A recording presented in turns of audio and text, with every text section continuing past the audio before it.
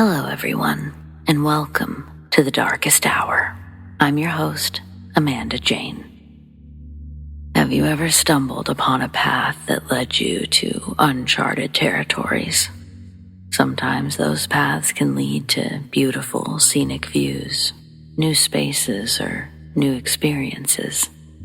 Though, not all things new are exactly good. Sometimes those paths can lead us right into the arms of the paranormal.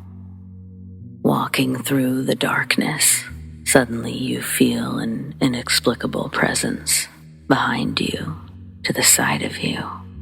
As you turn to face it, your breath catches in your throat as you come face to face with something you can't explain. Are they the eyes of a creature straight out of a science fiction novel, or something more sinister? No time to decipher what you're seeing. You have a choice to make, and you've got to make it quick. Sometimes there's only time to run. When venturing into the depths of the forest or just about anywhere else, what will you find? Because it's not just the woods, is it? Horror weasels around in all sorts of places, even residing within the human psyche. Can we find the strength to confront these things? Or is it inevitable that we succumb to the overwhelming fear? We'll explore that as we make our way through the woods and to unexpected places of horror. So, let's get started, shall we?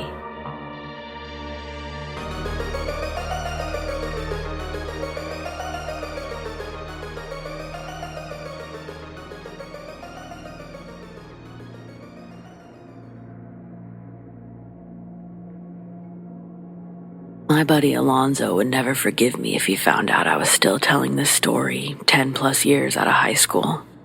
Well, we had a mutual friend named Chico who wanted to go tag an abandoned office building. It was located in an old business park that was equally as desolate. Most of the buildings were already demolished, but further down the lane, there was another building. Chico told us about him finding it. He hadn't been through it yet, though. You never know who could be living in there, so it's safer having a crew. It was a Sunday morning when we went down there. I met up with Chico and we picked up Alonzo at the church. He was dressed in his Sunday best, looking like a cheese ball. Crazy bastard had a gun tucked in his pants the whole service. He brought it just in case we did end up running into a dangerous situation. I had a backpack filled with an assortment of chemical colors. We were all relatively talented graffiti artists at the time. We weren't vandals. Our art was not sloppy. We didn't tag uninspired. If there wasn't time for the job, we wouldn't start it. Our plan was to pick one wall and make it something beautiful. We had portable lights and a small stepladder packed in the back, fully prepared to create a masterpiece that day.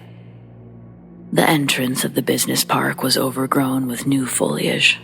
The narrow road that led us through the rows of empty land, the greenery made it hard to find evidence that there were buildings there to begin with. The broken pavement made Chico's car shake and bounce us off the walls. The shock absorbers on his suspension were completely worn to the ground, and we felt every bump. The road got so bad, we had to park the car, grab all of our stuff, and walk the rest of the way. Deep back behind a row of trees, bushes, and thorns, we finally get to this office building Chico's been talking up. It was almost untouched by the nature around it. The parking lot was non-existent. The sidewalk, concrete, broken up with weeds like the rest of the pavement. But aside from everything else around it, I remember this building looked like it could have still been up and running. Pristine condition. A 2-story canvas of steel and concrete. There weren't many windows on the outside, and when we walked inside, it was nearly pitch black. Entering wasn't a problem. The front doors were closed, but not locked. The smell of mold hung heavy in the air. We put on our masks before we even busted out the paint, just so we didn't have to breathe in the stale air. Earlier in the week, we'd drawn up a blueprint sketch of the image that we were going to do. It incorporated all of our insignias. The design went through many drafts before we landed on the perfect one. Now, all we had to do was find the perfect wall. Unobstructed by drinking fountains or cubicle walls blocking its view, we dumped our gear and backpacks on the tile floor in the entryway and got out our portable lights. Past the front reception desk were aisles of cubicles and offices behind closed doors. The papers scattered all across the floor led me to believe this used to be an insurance firm. Deeper in the building, we came across an elevator we assumed didn't work. I jokingly pushed the buttons on the wall. None of them lit up, but miraculously, the metal door to the elevator slid open and the light inside was on. It was really freaky. Nothing else looked to have power running through it, but the elevator was still functioning. We dared each other to go in. Alonzo was the first to volunteer. He pulled the gun from his pants, acted all tough walking into the elevator, scoffing as he passed us. Chico and I stand outside the elevator and watch Alonzo's smug face disappear behind the metal sliding door. We hear the gears of the elevator start to lurch and clink. It actually started moving. Just as it did, we heard Alonzo start screaming like we've never heard before. But given the circumstances, we both thought he was trying to fool us. But then we heard the gun go off and the zing zing zing sound of a bullet ricocheting off the metal interior of the elevator. It caused both of us to jump and run to the elevator doors and attempt to pry them open. As much as we tried to pull, they wouldn't budge until the elevator made its way back down and opened automatically.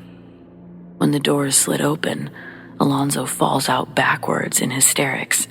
Tears were falling down his face, while still continuing to scream like spiders were on him. Alonzo gets to his feet and runs out the front. We follow him out and ask what happened.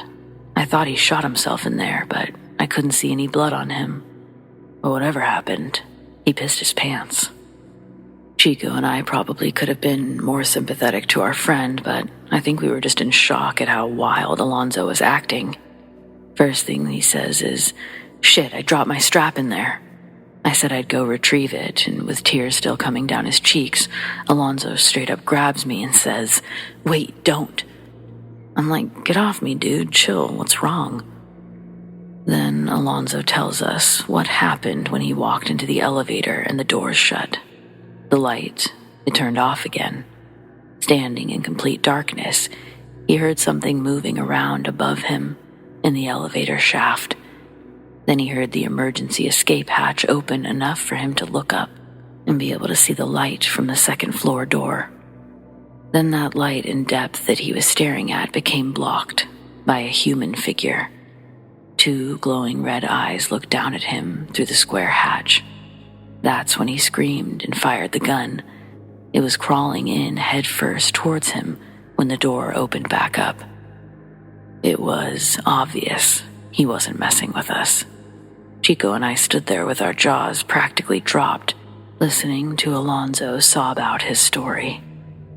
Hearing what had happened made me and Chico want to go in there again just to see if Alonzo was messing with us, or to see if we'd experience anything.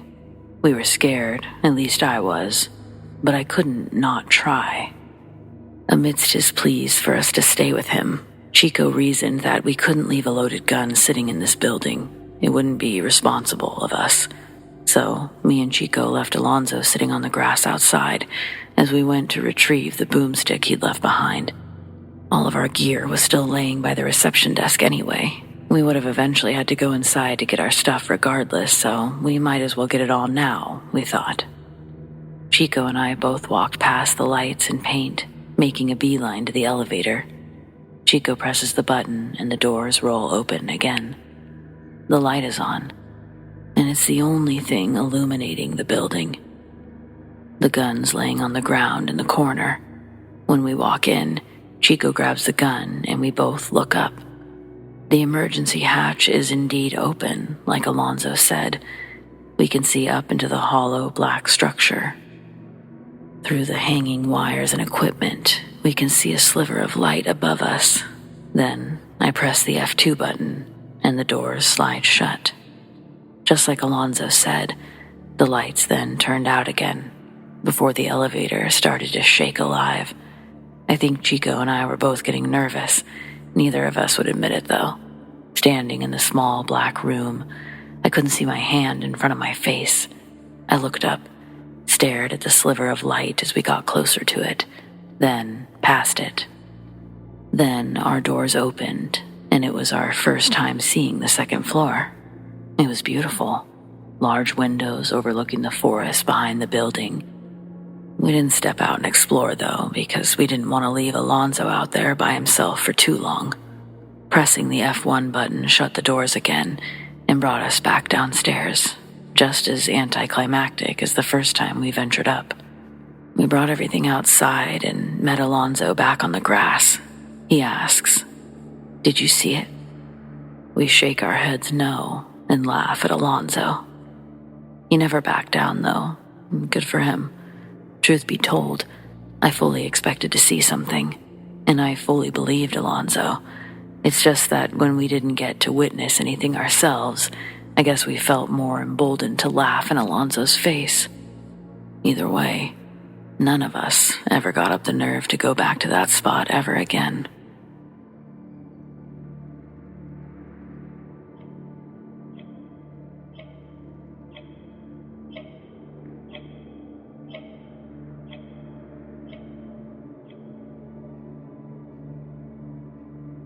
One of the most haunted places I've ever been. It's a place in South Africa in an area called Northcliffe. I just did a quick check on the Google Maps and I couldn't find it, so perhaps this house no longer exists. It was an old house in a strange part of the neighborhood. The street was always deserted and quiet. No dogs barking and no children playing. You'd think nobody lived there, but you'd be mistaken. People lived in the houses, but they were not often seen outdoors. I heard rumors that they were Satan worshippers or witches, but I put that down to gossip. One of the houses did have a statue outside of Lucifer reading the Bible with a smirk on his face. I thought it was odd that someone would put up a statue like this in their yard. Nevertheless, you can't make judgments just because everyone in a particular street seems weird. The house I'm talking about today apparently belonged to a mining engineer. Johannesburg is known as the City of Gold because it was built around gold mines. The story goes that this miner worked on one of the big mines and had a family with 3 small kids. Apparently, one day he went crazy, killed his wife and kids, and then committed suicide. It was said their ghosts haunted the place. I don't know if the original story was true, but based on what I've heard, there may be some truth to the stories that followed. My ex-husband owned a health studio and coached athletes and bodybuilders. One of his clients was a young man, we'll call him K. He was a cadet in the police force and was also competing for the title of Mr. South Africa. He won this title and had dreams of going on to win the Mr. Universe contest. I just remember rippling muscles, blonde hair, and a shy smile. Kay and his family moved into the house. They were a normal Afrikaans family, but when they moved into the house, strange things began to happen. It started with unexplained poltergeist activity. Plates would fly out of the cupboards, and things would inexplicably fall off the walls and drop onto the floor. Kay would tell my ex, let's just call him G, about what was happening, and of course G was curious and he was also very skeptical. One day, he went to pick up Kay. He was waiting out in the yard, leaning up against the hood of his car, when a huge tree began to shake violently. Only problem was, there was no wind, and the earth remained quite still. My ex got quite a fright and was left bewildered by the experience. One night, Kay's mother heard the gate creak open. It was a spring-loaded gate and had a distinctive sound when opened. She picked up her gun and went to the window right above the gate and watched it open by itself and slam shut again. She pointed the gun out the window and called, "Who's there?" Suddenly, she felt a strong grip on her hand, and later, she said it felt like an invisible force was twisting her arm around. The gun went off, and she shot herself. When she recovered and was released from the hospital, she was never the same. She dyed her hair black and walked around like a zombie, never made eye contact with anyone. Kay's father also began to act weirdly, and Kay spent most of the time at the gym working out. One day, Kay invited my ex into the house and they enjoyed some social time with a couple of other young men. Kay took a puff on a cigarette, and while he was inhaling in front of everyone, the cigarette was whisked out of his mouth and broken up into little pieces, and then fell to the ground. My ex said he thought he was hallucinating, but everyone there that night witnessed the same thing. They also saw an African tribal mask fall off the wall and then twist into a grotesque shape. No, they were not smoking anything stronger than tobacco. There were many strange stories that came out of that place, including the story of Kay's uncle who stayed overnight and woke to see a little girl staring at him. He said she put her hands on his face and pressed with such force he was unable to breathe. I could share many more, but the worst part of the story was that eventually Kay also began to change. He developed serious anger issues, and then we learned that he got into a fight and killed someone with his bare fists. He was jailed for manslaughter. There's so much more to this story, and I could write a book about it, but I'll end on this note. When Kay's family eventually moved out of the house, it was left empty, and it stayed that way for years. I'd drive past it every day on my way to work. My office was just a few blocks away, but I also drove that way because I was curious about the place. I'd slow down as I passed to see what was going on. It really did look like a typical haunted house and never failed to give me cold shivers. Then one day I saw a for sale sign outside, and a short time later, a sold sign replaced it. When the new people moved in, they completely renovated the place. I remember thinking that it didn't look like a haunted house anymore. They fixed the garden too, but then built a wall and I could no longer see the house and stopped driving by. The story should end here, but it doesn't. One day, when I arrived at my office, I picked up our local newspaper, the Northcliffe Melville Times, and a headline grabbed my attention: Poltergeist activity in Northcliffe House. I immediately read the story, and sure enough, it was the same house. I don't know what happened to the family that moved in, but not long after that article, the house was demolished.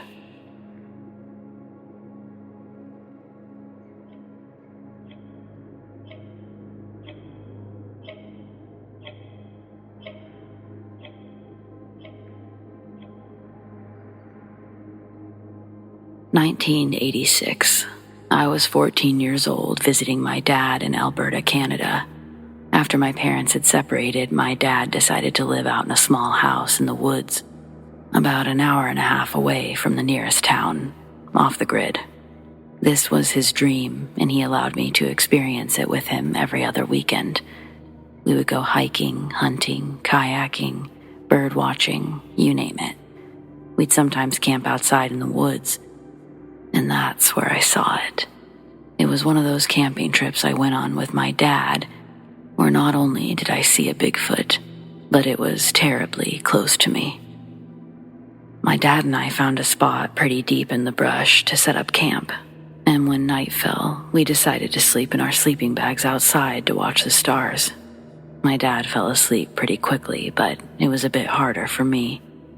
I remember trying extremely hard to fall asleep that night, but to be honest, even though by that time I had been on plenty of camping trips with my dad, I was still pretty freaked out by the forest at night. This fear kept me awake all through the night. I remember that at a certain point, when I was just starting to finally drift into sleep, I heard something come out of the trees, snapping twigs loudly as it walked on towards us. My dad still fast asleep, and now I was basically pissing my pants. I thought some strange person was walking on towards our campsite, but as I squinted my eyes open a bit, I could see that only about 10 feet away from me was an enormous, hairy creature that stood and walked on 2 legs like a human would. Obviously, I wanted to scream out in fear, but I tried my best to pretend I was asleep in hopes that it would just eventually move along. I think the creature, which I now believe to be a Bigfoot, was attracted to the smell of the meat my dad had been cooking. And strangely, it didn't seem the least bit interested in us. It seemed more interested in just slowly walking around and out of our campsite. Presumably, they were looking for some food and must have thought we had some. But I have to tell you that not only was I scared at the sight of the giant hairy man, but I was also sickened by the pungent and overwhelming odor that the beast was emitting. Eventually, the Bigfoot seemed to get bored and disappeared into the darkness. I remember trembling in my sleeping bag, not being able to sleep the rest of the night. I didn't tell my father about it until he woke up the next morning, because I was afraid if I tried to wake him up during the night, the creature might have seen us awake or even heard us, and I wasn't willing to find out how it would react when it did. When I told my dad about it, he just told me it was probably a large bear walking around on his hind legs. But I described to him that the creature was extremely human-like, walked like a person would. He chalked it up to me either hallucinating from fear or that I wasn't aware I was dreaming. To this day, I know exactly what I saw. It was about 9 feet tall, with extremely long, matted brown hair all over its body, including its face, which to me seemed to look very human-like in a primitive sort of way. I'll never forget the horrible stench that made me want to vomit. That was probably the longest and most terrifying night of my life, but afterwards, I came to honor the experience because I would come to realize that the creature was undoubtedly a Bigfoot, and I was one of those few people who got the chance to see it extremely up close. So, to all you skeptics out there, I understand your incredulity, but believe me, I've experienced it firsthand, and there's no doubt that these creatures exist. I'm not sure how abundant they are, but they truly exist. And they're not only scary looking and smelly, but they're fascinating to see. And even though I only remember hearing the Bigfoot grunt and growl a bit, I feel that they're more human-like than ape-like due to the appearance of that face. That was actually the scariest part. Seeing not only was there a strange giant creature creeping around my campsite, but it was a very human-like, albeit extremely hairy creature. When I say hairy, I really mean it. I've never seen so much hair on the body of any creature. And that's my story. You can believe it or not, but I'd advise you to believe it because they're out there. It's not a myth. Unfortunately, or maybe I should say fortunately, I never encountered one after that. But the image stays clear in my head to this day. In fact, there have been many nights since then where I have dreams and I'm reliving the experience. My words here can never do justice to what I saw that night as a kid. I can never describe to you just how otherworldly and surreal the situation was.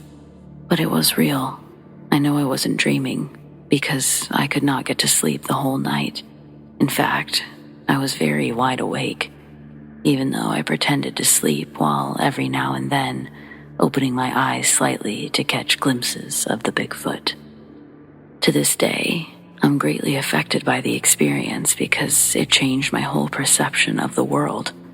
After that, I would never doubt the possibility of anything existing, not even things like vampires, aliens, or the chupacabra.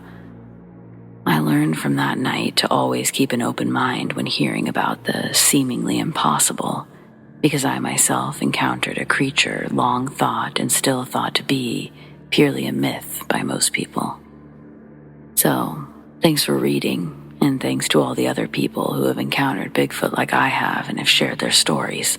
Stay strong, and know that even though most people will never believe what you've been through, there are loads of people out there, like me, that know you're telling the truth.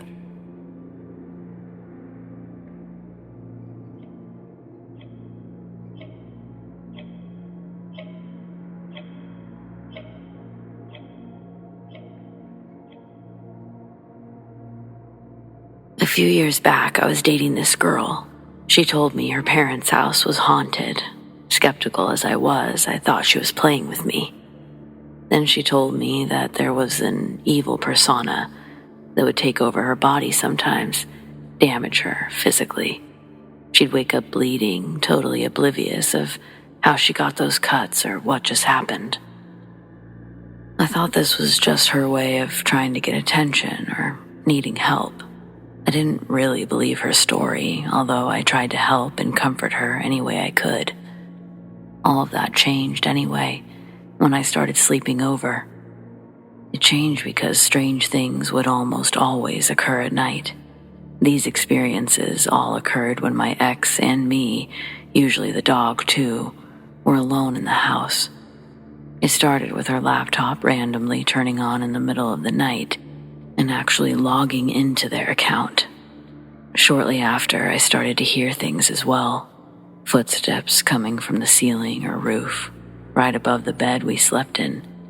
Not a ticking sound like a mouse makes, but actual thuds, like a human was casually walking circles on the roof.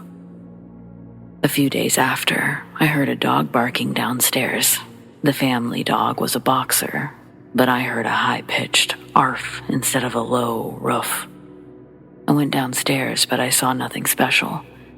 The boxer was sleeping peacefully in his kennel in the kitchen. I returned to the bedroom and saw my ex in bed, sitting up straight and with both arms bleeding.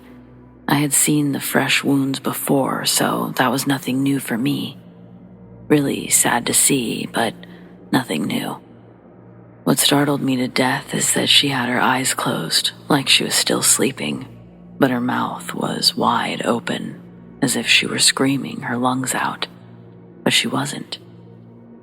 Needless to say, I didn't sleep that night. A few nights later, we were in bed sleeping together again, and I woke up to my ex trying to climb over me, mumbling, "Break, glass." As the situation in the house was starting to freak me out, I felt the urge to protect myself. I grabbed my ex by the shoulders and yelled, "What are you trying to do?" My ex woke up, but a second later we heard a loud tack and the sound of glass breaking in the kitchen. I went downstairs to look and saw the locked cupboard wide open, and on the floor, shards of what used to be 2 long drink glasses. I cleaned up the mess, walked back upstairs, and found my ex sleeping as if nothing had happened. Once, something strange happened in the middle of the day. We were upstairs in my ex's bedroom, and her father was working in the garage. Nobody else was home. We went to be physical. We made sure the bedroom door was closed. Then, in the heat of the moment, the door flew open, hard, as if someone kicked it in, except there was nobody there. I do remember feeling a slight breeze, and the next moment, her bedroom window shattered into pieces. That kinda killed the mood, to be honest. Shortly after this, we broke up, and some strange things happened to me, but nothing like what happened to her or while we were together. But it did get me interested in the paranormal, spirituality, and finding out what else is with us.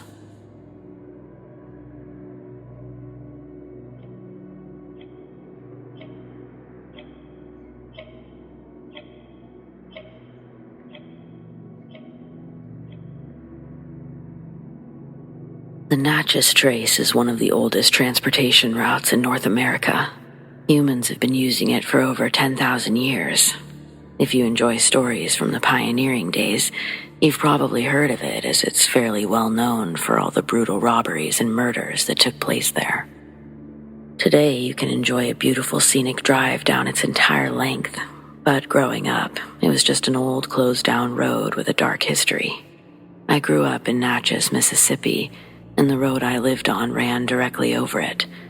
My dad would drive us to the overpass, park on the side of the road, and we would take our bikes down to ride along the trace.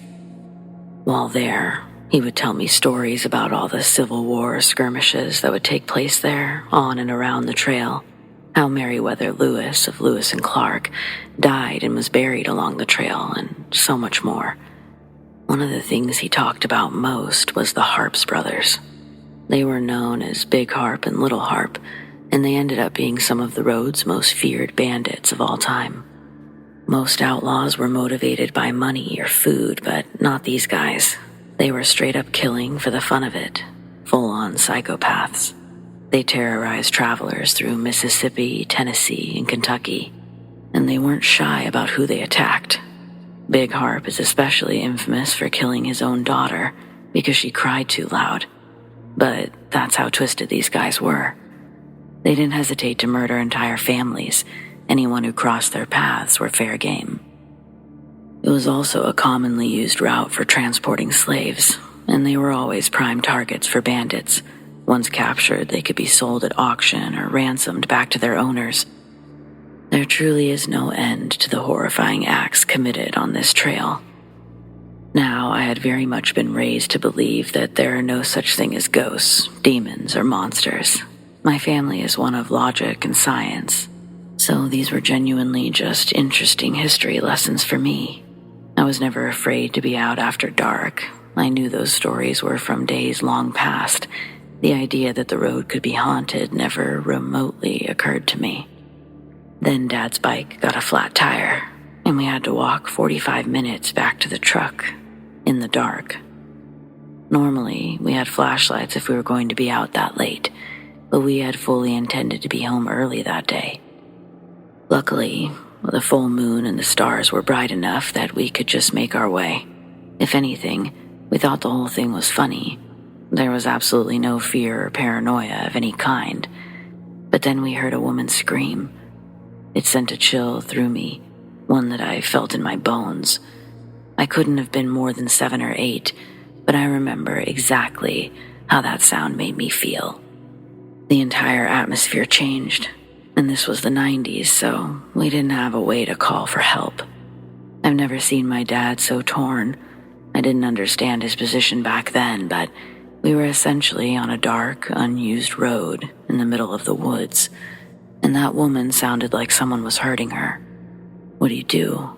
Leave your kid to investigate? He didn't have a weapon or anything to defend himself, and there was no way of knowing how many people were out there. Before he could do anything, a woman's voice screamed, "Help!" from much closer, and he sprung into action. In a blink of an eye, he pushed me to the far side of the road and laid our bikes in the bushes, saying we would collect them in the morning. While he was doing that, I was looking in the direction the screams had come from and saw 2 glowing red eyes set in the darkness. Again, I had zero knowledge of ghosts or monster stories. I had no clue what I was seeing.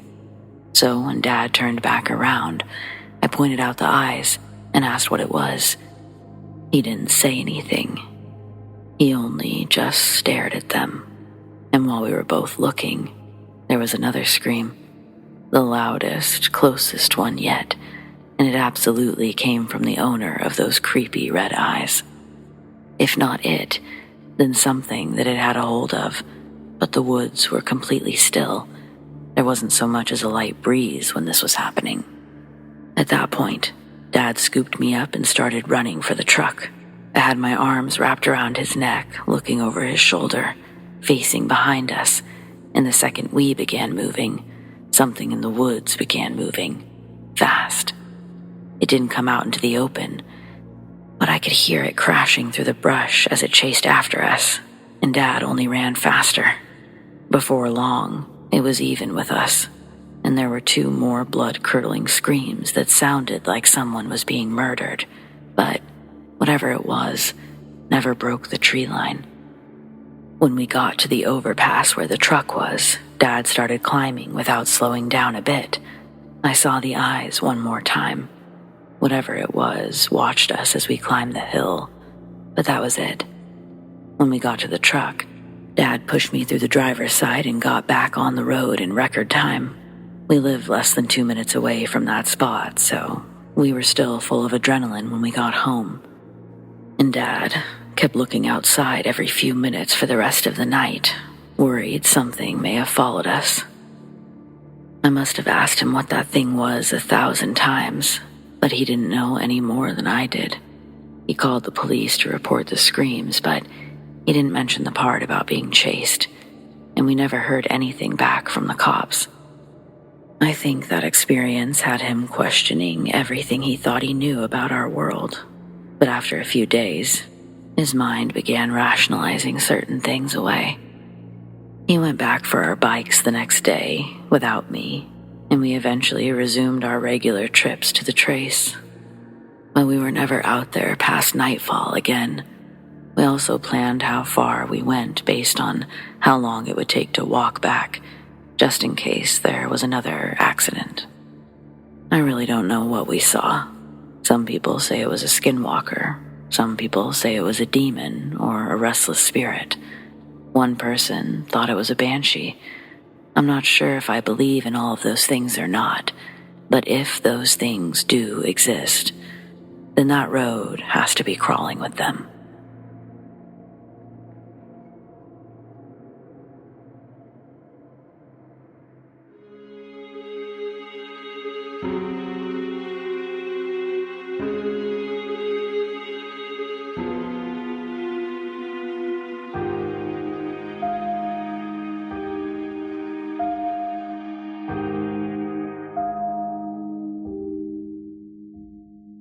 Well, friends, it appears we've reached the end of tonight's episode. Thanks for joining me. Whether it's your first time or you're a regular, your support means the world over here.